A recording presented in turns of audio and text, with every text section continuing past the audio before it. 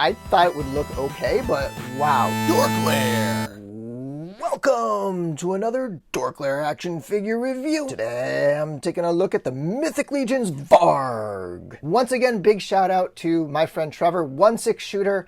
Go follow him on Instagram and Facebook. He loaned me these figures because my large shipment is not going to be in for quite a while. So thank you again, Trevor. Very much appreciated. So here we have Vargg. This is essentially a 1.0 build. It's got the same kind of structure as Torgon Redfin the Dwarf, where you have that regular upper body, the regular, like, you know, barbarian, orc upper body, and then you have the dwarf legs. He's, of course, got the newer hands and feet from the Illythia wave, the demon wings, and this fantastic new monstrous imp head sculpt. So just a really cool design. Not a ton of, like, brand new parts on this figure, but it all comes together really well to create this monstrous imp.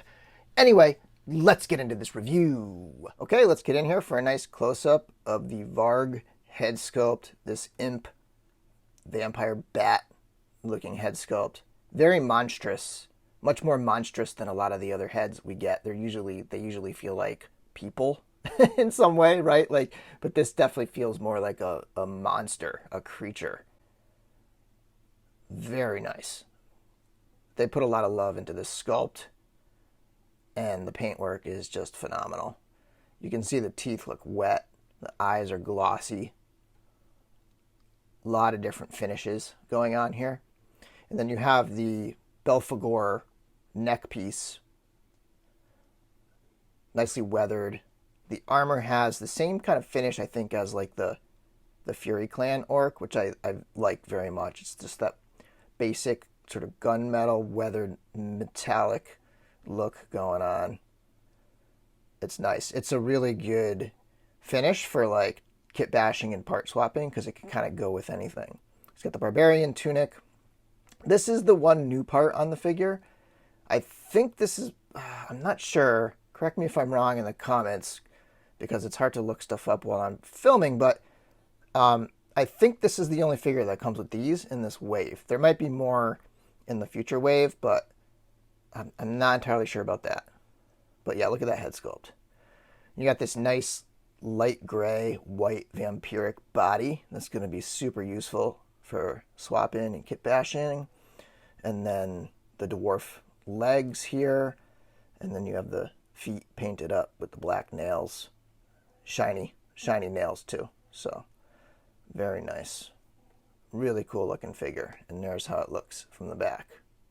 Of course, you have the wings, which I consider more of an accessory, but the wings look great on him. It's just really cool when you have a smaller character with these giant wings. It just gives it such a dramatic look to it. There we go. And, you know, the wings, they can usually hold a pose. You might need to finagle things a little bit, but that's how he looks with the wings on. Now, everything is pretty warm under all these lights, so my wings are kind of a little floppy right now. With some heat and some cold, you can usually get them to be nice and stiff, but there you go. That's how he looks with the wings on under normal lighting rather than the dramatic light. For accessories, he's got the elven short sword that's painted up in vampiric colors with the purple. I don't know if it's coming across very well, but the little purple gemstone there, black handle, and then a really dark gray blade. I love this piece, and it actually feels perfect for the shorter character. And then he's also got the mace. I think this is like the dwarven mace. It's a very shiny metallic paint job on that. He's also got the elven / vampire axe that's come with quite a few figures. And then most unique, he comes with these shackles. He's essentially like a pet to probably, I don't know, Baron Volgar or something. But these shackles can go around his wrists.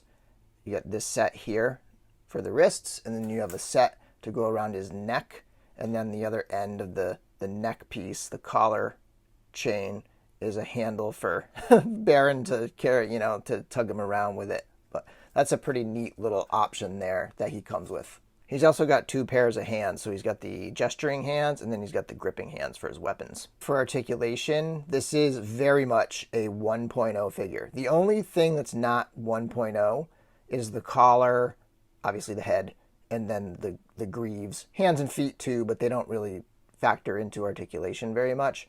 So we have the head that can look up. Really nice range because there's nothing getting in the way. Like this collar does not get in the way of anything at all. So there's a really good range of motion in his head. It's got that full range, which is good because he's got wings, and if you want him to fly, it's nice to be able to have his head be able to look up pretty well. The collar is a floating loose piece, which I can actually just pop off so you can see how he looks without it. There's how he looks without the collar piece. The arm swings all the way around, comes up to a T, then the elbow comes almost to 90 degrees. Pretty limited in the elbow with this 1.0 muscular arm. There's a twist at the gauntlet, and then the hand is on a hinge. And the gripping hands do have the standard horizontal hinge. I know some people prefer the vertical, but this one has the horizontal. In the torso, you've got the ball joint at the waist, and he can crunch forward and back, twist. He can go side to side. So a good amount of articulation in the waist. I have always liked the waist on these Mythic Legions figures. The leg can kick forward, straight up to 90 degrees, can go back a little bit, swing out into the splits, upper thigh swivel, knee comes to 90 degrees, twist above the knee, twist at the ankle, and then there's an ankle rocker, and he can point his feet down a little bit and up. So pretty standard articulation for this guy. And now let's see how Vargg looks next to a few other figures.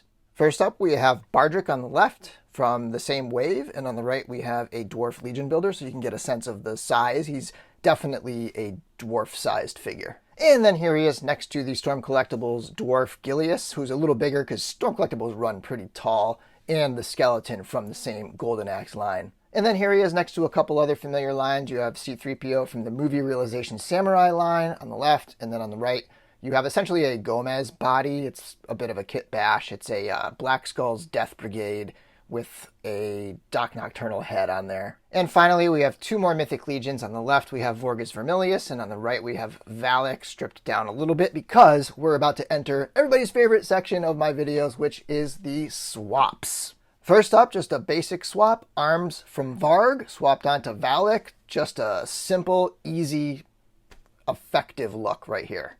And my last one, holy cow, do I like this look. I thought it would look okay, but wow, this to me looks incredible. That kind of like chalky white vampire body with the Vorgus Vermilius blood armor is just killer. Anyway, thanks for watching my video. Don't forget to subscribe. I very much appreciate it. Check out my live streams, and until next time, may the Force be with you.